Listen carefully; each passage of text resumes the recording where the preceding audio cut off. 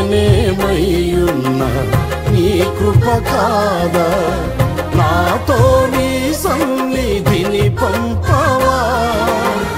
ప్రతికూలతలు శృతి మించినను, సంధ్యాకాంతులు నిదురించినను, తొలి వెలుగు నీవై ఉదయించి నాపై నడిపించినది నీవయ్యా.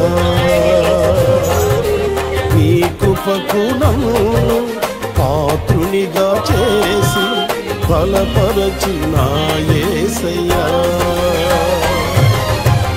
జీవ ప్రదాతవు నన్ను రూపించిన శిల్పివి నీవే ప్రభు. జీవన యాత్రలో అండగా నిలిచే తండ్రివి నీవే ప్రభు.